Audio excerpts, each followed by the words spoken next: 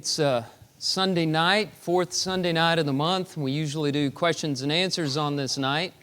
And so I'm glad to see everybody who's here. If you're visiting with us, we're really honored that you are here. And we had several this morning and perhaps tonight passing through on their way to be with family. We pray safe travels for you and for all those here who've been traveling this week. We pray that you are able to have some time with your family and that you'll be back with us as soon as you can. Speaking of that, we will be meeting on Christmas Day, Wednesday at 7 p.m. Hope that you're able to join us for that service. And I'll give one last plug for that service. I need your help in that. What we're doing is counting down our congregation's 10 favorite hymns, for lack of a better way to put it. And I just thought this would be a variation on a song service that we haven't done in a long time. I look back, I think we did it back in 2013. I think it would be a lot of fun, but I also think it would be spiritually beneficial to us and edifying to look at the songs that mean a lot to us, that mean the most to us this year. I think depending on the year, the list would be different. And so we'll introduce each hymn and give a little background information on it, some spiritual application, then we'll sing it together. And that's what we plan to do. In preparation for that, if you haven't done so already, let me know what your favorite hymn or hymns are. You don't have to just stay with one. You can give me 4 or 5. And I'm putting that into a list to see if a top 8 or top 10 emerge from that. That will make a good service. We'll see how it works out. But you won't be able to tell unless you're here. And so that's Wednesday night at 7. Hope that you can be there on Christmas Day. It is questions and answers tonight, and as usual, we will be answering questions submitted ahead of time. But if you were behind because of Christmas shopping or traveling or something like that, and you didn't get your questions turned in, there's still hope. You can turn a question in using this number, 205-440-2247, and you can text the question in, and we'll put it up on the screen, answer it during the services as long as we have time. Sometimes my guys back there put the harder ones at the end, and I'm saved by the bell sometimes. No, if we have some left over, we save them. We'll try to get to them the next month if we can. So that's the number. Text it in if you can. We'll do our very best to answer that. So here's one related to things that are being said this time of the year. I was able to talk with the person who submitted this question, got a little background on it. This question came out of a radio program she heard when she was traveling where a preacher was talking about the shepherds in the fields to whom the angel announced the birth of Jesus. And so she asked, is it true that shepherds during the time of Christ's birth were of the lowest social standing? And the application of the radio program was that the Lord announced the birth of Jesus to lowly shepherds as a sign that Jesus' coming was not just for the noble, not just for the wealthy and the elite in the educational centers, but for all people regardless of class or race or background or nationality. Well, that application is true. The Lord didn't just come for a particular class of people, but is that what the shepherds mean? That's the question. And in the radio program and in some things that I looked up this afternoon, I found that there are some statements that are negative towards shepherds. And one in particular that is alluded to in sermons and lessons like this is attributed to Aristotle. And here's what Aristotle said. He said, "The laziest are shepherds who lead an idle life and get their subsistence without trouble from tame animals. Their flocks wandering from place to place in search of pasture, they are compelled to follow them, cultivating a sort of living farm." And so Aristotle did not like shepherds.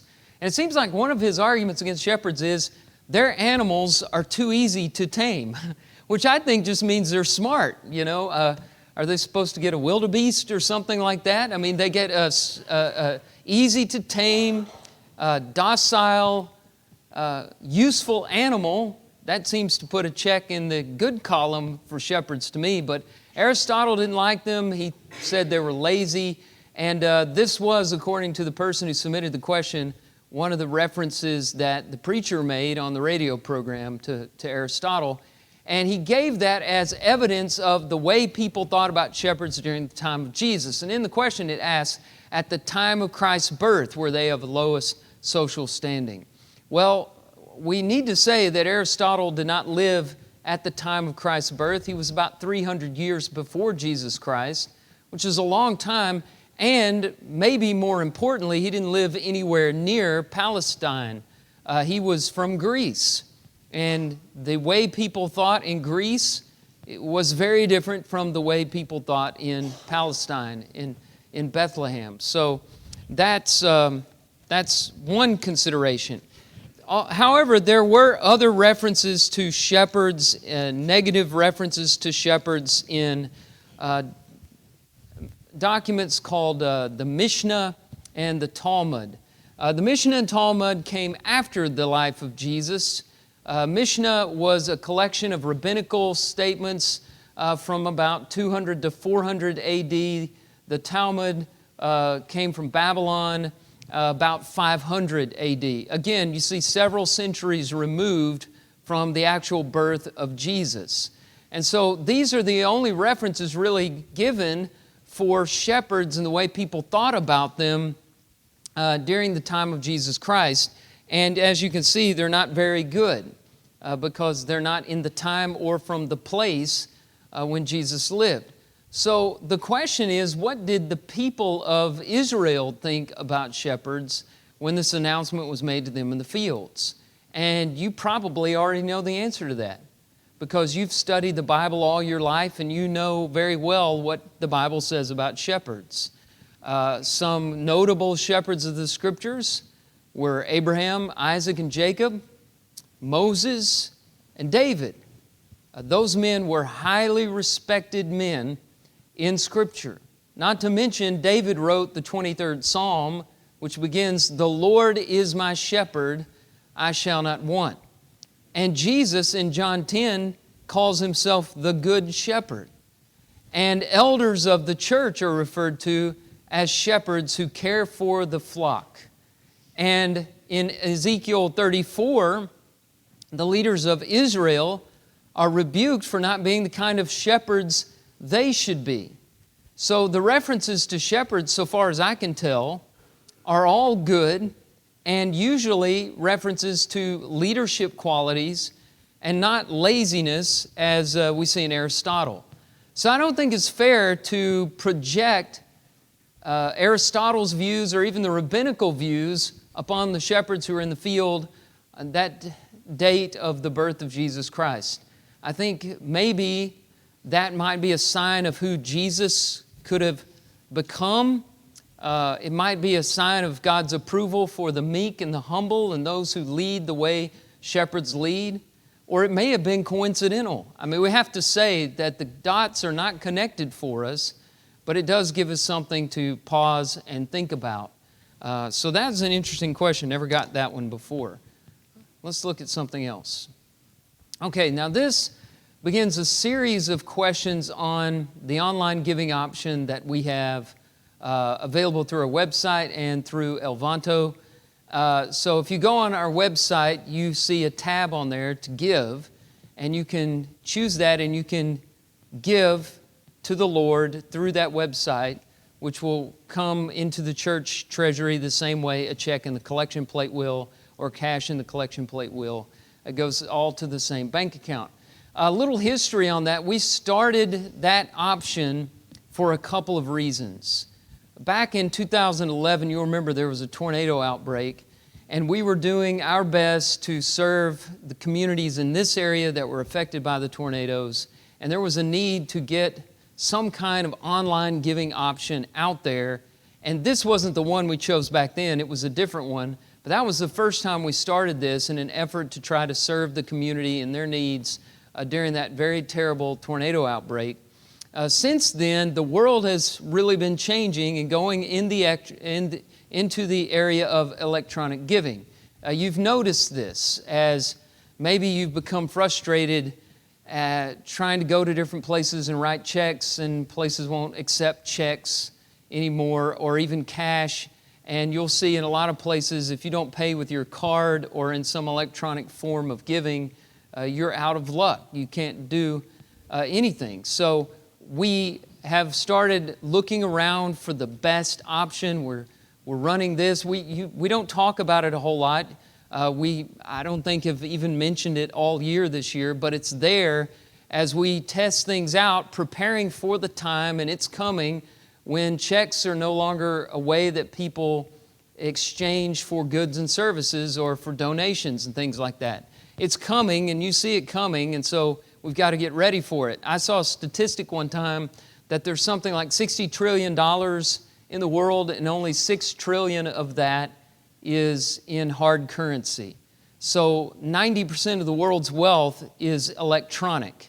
And so we've got to be ready for that in the Lord's church, where giving is a command, it is a form of worship, and we are expected to do it. And so always we should approach things carefully, especially when things are new, although this isn't really new for us, but we should approach things very carefully and ask, what does the Bible say about it? So these questions, I'm taking them in that light, and let's look at them. There are three. Here's the first one. Is our online giving option scriptural, since the recurring giving option eliminates the purposing in the heart on a weekly basis? Now, this references the option. It's not something you have to do, and it's not something the church has ever recommended that you do, but there is an option when you go through this tool that we use for online giving to choose to have it automatically give on your behalf out of your bank account on a weekly basis, on a monthly basis, on a particular day at a certain rate. So that option is on there, and we're not able to turn it off. So it's there, and it's not, as I said, something that we recommend. So does it eliminate purposing of the heart? Well, it's very important that each person gives as he has decided or purposed in his heart. 2 Corinthians chapter 9, verse 7. So if this option does do that, then you're giving unscripturally, right? But how do we know if a person has stopped purposing in his heart simply because he chose a recurring giving option on some app? He chose to give in a particular way. I don't know that we can judge a person's heart that way. I'll share with you our process. Every pay cycle, my wife writes 2 checks to the church for our giving. And she writes them on whatever day we get paid. And she writes them first because that's the most important item on our budget for us. Then she puts them in a particular place on the counter in our kitchen. And I go by and pick it up on Sunday mornings and put it in the collection plate when it comes by on Sunday mornings. Now, she writes that ahead of time, and she writes multiple checks ahead of time. But that doesn't eliminate the purposing. In fact, it's a result of the purposing. We made that decision at the first of the year, and every first of the year, just like we will this year in 2020, we make a decision about how much we will give to the Lord. And then that decision is carried out in the way that we together decided to carry it out. Now, if somebody makes that decision in their heart and wants to choose a recurring giving option so that they don't forget their checkbook or don't forget their cash or whatever, so that they can be sure to give that amount every week so it helps them in discipline, who am I to judge if they choose to do it that way? It's not really what I would recommend. It's not the way that we have decided to do it. But if somebody does that, and as the collection plate goes around, they're reminded of that every Sunday, and they pray to the Lord that He receive that as a blessing of their worship, who am I to decide that that's not worship in their heart? I don't think that I can make that decision. So that's my answer to that first one. And the second one is our online giving option scriptural, since people can give on days other than the first day of the week? Well, we are commanded to give on the first day of every week. That's the command that we read about in 1 Corinthians 16, verse 2. And as far as I know, that's the only commandment regarding giving that's connected to a particular time. And so we make sure, as an expression of our worship, that we make that possible on the first day of every week. By the way, I also will slip this one in because I'm not sure I can anticipate a question on this, but it's a controversy that's come up that I never expected. There are some people now that are saying that giving is not commanded as worship. And I disagree with that viewpoint strongly. I believe that giving is an expression of worship that is commanded. And when we give, we do worship God. You can look at the language used in Philippians chapter 4, verse 18, for example, where Paul refers to the Philippians' gift as an aroma, comparing it to the sacrificial offerings under the Old Covenant, that is a pleasing aroma to the nostrils of God.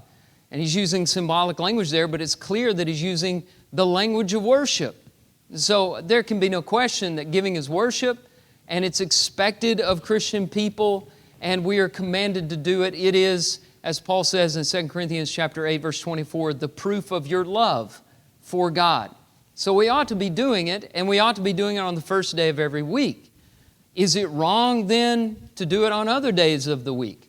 And that's what this question boils down to.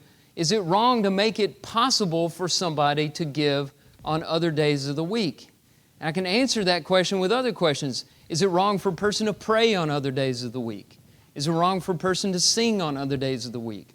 Is it wrong for a person to read Scripture on other days of the week? I don't think that we want to go to those places because I think we all know that we don't restrict that kind of worship. Now, the Lord's Supper is a different item, but as our men often remind us when they're serving the Lord's Supper, the contribution is separate and apart from the Lord's Supper. The Lord's Supper is something that is connected to the assembly on the first day of the week, but giving is not something that has to include the assembly every time. It's important that the assembly get together to do it, but that's not a requirement every day of the week. And so I don't think that we can restrict a person's giving in that way. And I also want to ask this question, how far does the church's responsibility go when it comes to when a person can worship God and in what manner they worship God and what's on their heart? We have to ask those questions as well. And I think the church's responsibility is to make it possible for people to worship God in the authorized manner. And if this online giving option helps with that, then it's a good thing. If it distracts from that, it's obviously something we shouldn't do. The last question on this is our online giving option scriptural since it solicits offerings from those who may or may not be members? Well, that's not something unique to the online giving option. Our doors are open to everyone every first day of the week, on Sunday evening, on Wednesday evenings for that matter. It's very possible there are people who are not members of the Church of Christ in this assembly tonight, and we didn't stop you at the door and say, where's your membership card? Our doors are open. We want them to be open. We want people to see and participate in our worship services. And so if we're not going to do that in the assembly, we certainly don't do that online. I don't know of anyone anywhere who says that we shouldn't take money from people who may not be members of the Church of Christ. So I don't think that's something that we should be concerned about either. And that's the best I can answer that. Maybe somebody can give some follow-up questions on that or some of these other matters so that we could clarify this further. Okay, sorry about that. I'm having some technological problems here. So next question, will they speak English in heaven or do we need to learn Hebrew, Greek, and Latin? I don't know what we'll be speaking, but I'm pretty sure that we don't have to learn Hebrew, Greek, and Latin right now. I sure hope we don't, because there's going to be a lot of people who are in trouble in heaven. I mean, what did Adam and Eve speak? I don't know that they spoke Hebrew, Greek, and Latin, and I know that a lot of people living in New Testament days didn't speak Hebrew, and a lot of people in the Old Testament days didn't speak Greek, and very few of either spoke Latin. So the only person that could learn all those and speak them fluently, to my knowledge, was the Apostle Paul, and maybe a few others, but not all of us can be Paul. Is the Godhead a he, they, or it? Okay, so that's a very good question and kind Kind of a philosophical question, right? How should we refer to the Godhead? And it brings to my mind several very interesting references in the pronouns that are used of God, starting in Genesis chapter 1. You'll remember when God created the world, the noun for God is Elohim, which is a plural form for God, Elohim. And he says in chapter 1, verses 26 and 27, "Let us make man in our image after our likeness." Now what's interesting there, and you don't really see that in the translation, is that the nouns are plural, but the verbs are singular. And so that's not grammatically correct, but it's theologically correct. God, three persons, was acting as one single united divine entity in carrying out the creative process. Are we referring to he, they, or it? Well, certainly not it, because we're talking about personality here, not a thing. So we can object to that. They, maybe if you're emphasizing the distinct personalities, the threefold personality of God, which is important to do sometimes, but then the action of God, the essence of God is one, and so He is very appropriate in that case as well. I would say it's a little bit of both, or it's not a little bit of both, it's 100% both all the time. And I realize that makes it hard to speak of Him, but I think to make sure that we are not mistaken for polytheists, people who believe in multiple gods, we should defer to the singular pronouns in our language about God, He, Him, and always keeping in mind that God is tripersonal. There are three persons, Father, Son, and Holy Spirit. Let's go to another question here. What are some common misconceptions about the Church of Christ, and how can we combat them? Well, you understand that this is a question that would be answered very subjectively, not just based on what I see as common misconceptions, but what I happen to think of in the moment. So I am very nervous about trying to answer this one because I'm not sure that I would come up with the right common misconceptions. I do think, however, it's important for us to know misconceptions that are out there and be prepared to answer them. Probably the biggest misconception that I hear outside the Church of Christ and inside the Church of Christ is the idea that the Church of Christ is a denomination. Now, some of our brethren have just finally conceded that to the world, and they say, yeah, we are a denomination. Might as well just live up to it. We didn't begin until the 19th century, and we are a product of the Campbells and Barton W. Stone. I don't believe that position at all. I don't subscribe to that. I never will. And outside the church, we're called a denomination. We're classified in that way. We're understood in that way, which is frustrating because since the Restoration Movement, we have insisted that we're not a denomination. And after that time, many evangelical groups have come along claiming to be non-denominational. They get more credit for that than we do, and some of that I think has to be our fault, and some of it's just misunderstandings in the world. That's a common misconception. How can we combat them? Well, first of all, if you want to combat the misconception that we're a denomination, you've got to stop acting like we're a denomination, okay? That's the first thing you've got to do. And by that I mean in your language, don't speak about the Church of Christ as a denomination.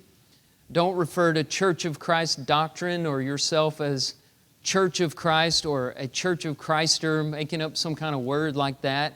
Or talk about your preacher as a Church of Christ preacher. Or say, my mama was Church of Christ and I'm Church of Christ and I'll always be Church of Christ. That kind of language is denominational language.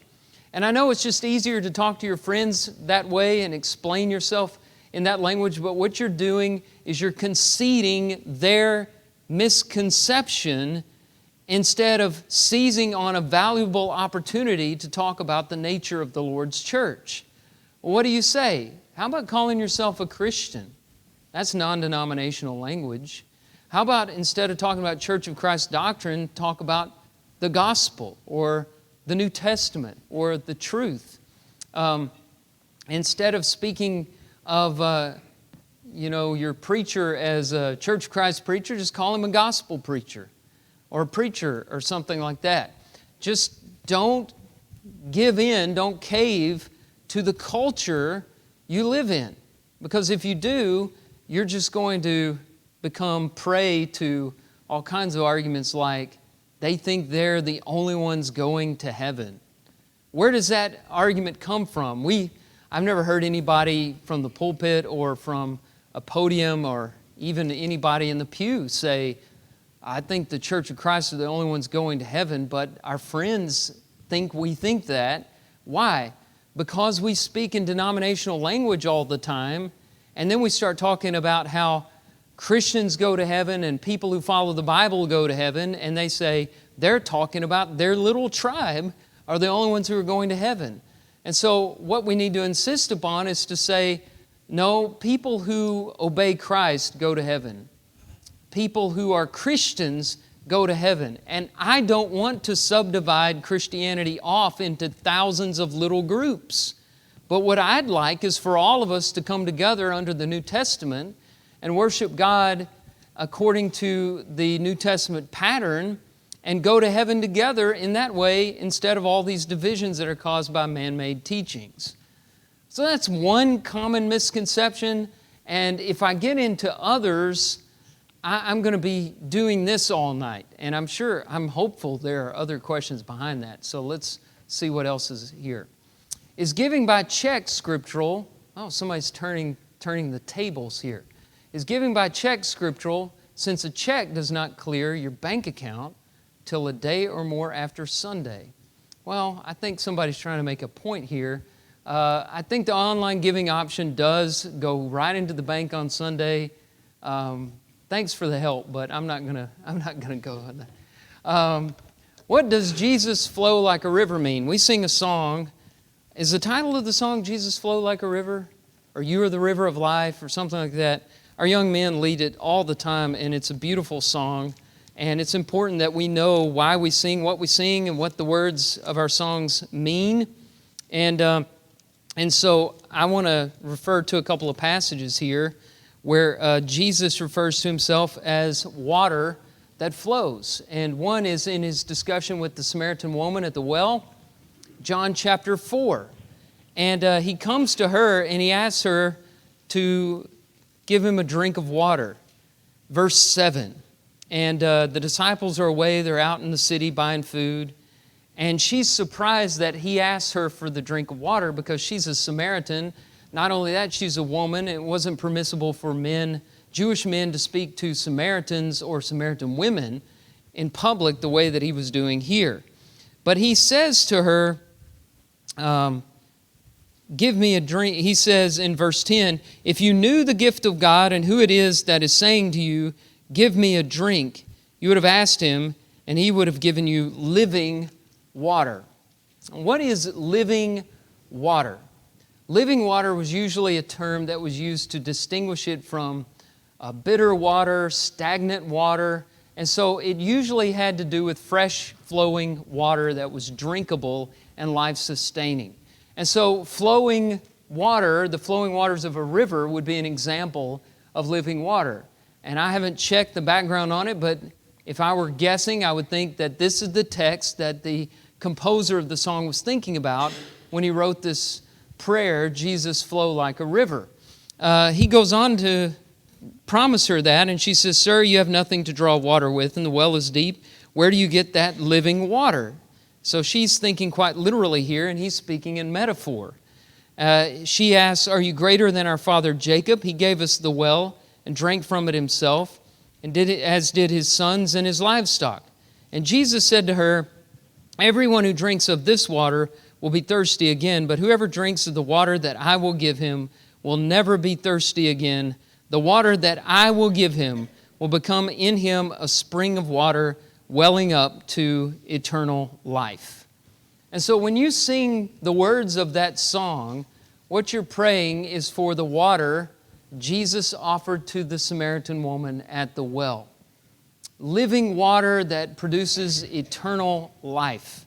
That's what you're singing about. That's what you're praying about. And what does that mean? I think the meaning there is the same as what you encounter in John chapter 6. In John 6, he's using different imagery. The bread that he had fed the 5,000 led him to make a statement that he is the bread of life, John 6:35. And he starts saying things that are controversial. Whoever eats my flesh and drinks my blood shall not see death, but shall live eternally, shall have eternal life. And a lot of people are turned off by that. But if you read it very carefully, what he's talking about is his life, his teachings, and becoming one with him, which Paul describes in Colossians 1:27, the mystery, Christ in you, the hope of glory. So it means having Christ in you, letting His teachings live out in your life, following His example so closely that every day you are transformed from one degree of glory into another, more and more into the image of God's dear Son. 2 Corinthians chapter 3, verse 18. I think those thoughts are behind that. At least that's what that song means to me. In Acts 25, why did Paul demand his trial be before Caesar? Well, he was getting nowhere by that point in the provincial courts of Judea. He had been in prison for years, at least 2. I need to call Steve up here as the resident expert on Acts. He's been teaching Acts on Sunday mornings. But at least for 2 years, he'd seen a series of provincial rulers. Herod Agrippa is one. Felix and Festus are 2 others. And he was getting nowhere with these men. They weren't giving him, they were political, they were lazy, they didn't want to rock the boat. The Jews obviously didn't like this man. They would have been in hot water politically if they had let him out of prison. But at the same time, if they had left him in prison and done nothing with him, they know that they would have been bringing an innocent man to trial. In fact, one of them even said, if he had not appealed to Caesar, this man would have been set free. But Paul was a Roman citizen, and he appealed to Caesar, as was his right, which meant they had to carry him to Rome, which was his ambition to go see Rome. He didn't necessarily want to do that in chains, but it didn't look like he was going to get there any other way. And so he was carried to Rome in chains, and we presume he got his date with Caesar. And it appears, if you put together some hints that you get from the epistles, that he was released from that imprisonment eventually, although he was imprisoned again a few years later and died at the hands of the Roman authorities in Rome, according to tradition. Why did he do it? Well, a couple of reasons. One I've already alluded to. He was getting nowhere in the provincial courts of Judea. Number 2, I would say this was a great opportunity for him to proclaim Christ. And in Philippians chapter 1, he says as much when he's writing in the setting that we're talking about here. In Philippians chapter 1, he's in a Roman prison awaiting his trial before Caesar. And I want to draw your attention to some of the things he's saying about his imprisonment. Philippians 1 verse 12, he says, I want you to know, brothers, that what has happened to me has really served to advance the gospel, so that it has become known throughout the whole imperial guard and to all the rest that my imprisonment is for Christ. And most of the brothers, having become confident in the Lord by my imprisonment, are much more bold to speak the word without fear. He was in the biggest, most important city of the world, and he said his imprisonment had served to advance the gospel, and the gospel had become known throughout the imperial guard. Now, some translations say praetorium. Some have references to the governor's courts, the governor's hall. We're not exactly sure if he's talking about the guards, the politicians of Rome, Caesar himself. He makes a reference at the end of this letter to Caesar's household, which could refer to the servants or the officials in Caesar's court. But people in Rome he wouldn't have met any other way. He was contacting through this imprisonment and the appeal that he made. So I think the advance of the gospel is one reason, And to be able to get out of that system that he was in that wasn't working for him is another reason why he did that. From a young person, why do people who go to Baptist churches call themselves Christians but do services differently? Well, I guess you could widen this out and ask why people who call themselves Christians worship differently in all kinds of different groups. And there are differences. When people walk in here and see the way we worship, they notice two things that are different from what they do. Usually this is what I hear is, number one, why do you take the Lord's Supper every first day of the week? You do this every Sunday? And question number two, why don't you worship with instrumental music? Where are the instruments? In fact, what they usually say is, why don't you have any music? And I always say, we do have music. We're just singing it. We're not playing it. So that shows that, people worship differently than we do. Why do people worship differently? Well, I guess there are a lot of reasons that we could give as to why people worship differently. And it would be hard for me to go from one group to another and talk about why each one worships the way they do. I think what I'd rather do is talk about why we worship the way we worship and why that may stand out. And the reason we worship the way we worship is we look at the New Testament and look at how Christians 2,000 years ago worshiped, and we worship the way they do. And the reason we do it that way is because they were under the direction of the apostles who had been given the Holy Spirit, who guided them into all the truth, according to John chapter 16, verse 13. And so we know we can trust their direction. And some of the things that we do that are different, like taking the Lord's Supper on a weekly basis or singing a cappella, were things that they brought into the worship of God. Let's talk about instrumental music for just a moment. I think this is the big one that people think about. So before Jesus and before the New Testament church, everybody worshiped with instruments. Pagans who didn't worship the true and living God, they beat drums and sang to instrumental accompaniment. And all you have to do when you look at this from the Jewish standpoint is read some of the Psalms, and you'll see instruments of music all through the Psalms. And that's pretty much the whole world. You get the pagans and you get the Jews, and that's every religious group in existence was worshiping with instrumental music and worship. Then all of a sudden you come to the New Testament, Jesus and His apostles, they sang hymns without instrumental accompaniment.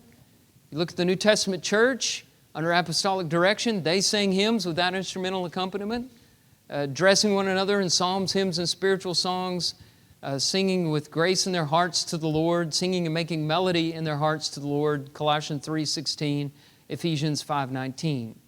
And so you have to ask yourself this question, why the dramatic change? Why such a change? And perhaps the reason is that church music was meant to be something special and something different. It was supposed to be a particular kind of music that God desired.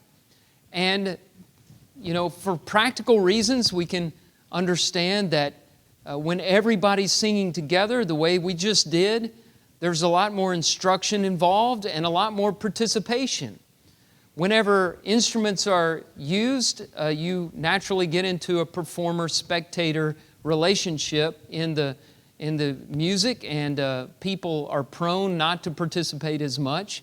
But those are all practical considerations, and I'm just wanting to talk about, why our music is different from everybody else's. And it's just about trying to adhere to what we see in the New Testament, not add anything to it or take anything away from it. Now, we're not trying to restore the historical church. We're trying to restore the scriptural church. And so maybe they rode donkeys to church, for example. We're not doing that. We'll use cars because the scriptures don't say ride a donkey to church, but they do say sing to the Lord. And so when we come to scriptures about worship, we try to adhere to them. And why do some people not do that? Well, traditions develop. People, for practical reasons, add things. But we believe that we should best follow the scriptural pattern because of statements like 1 Corinthians chapter 4, verse 6, which says, "Do not go beyond what is written." Or Galatians 1, 6 and following, which says, "If anyone brings you a different gospel than what has already been brought, let him be accursed." Or Revelation 22, 18 and 19, "Don't add anything to it or take anything away from it." And so we take those very seriously and try to restore the original pattern that we see until God comes and gives us something else. Well, those are our questions for tonight. I appreciate everybody contributing questions. I think we had some good things to think about tonight, things that we can expound upon in further discussions, and I hope that we keep this going through 2020 with your good questions and your study. Appreciate everybody, by the way, who was involved in reading the Bible together. I have heard many of you talk about how you kept up with it through the year. And even if you only got through Deuteronomy, I mean, maybe that was more than you got through in 2018. So let's do even more in 2020. And we'll be announcing to you our new reading plan for 2020 very soon, so you can get started on January 1st with that. We're going to sing an invitation song. We invite anybody who needs the Lord to come tonight, whether you need to put on the Lord in baptism or be restored, or you just need the prayers of the church. We'd like to assist you in that. We don't want you to go away from this place without us having an opportunity to help you with your needs. So if we can help you in any way, please come right now as we stand and as we sing.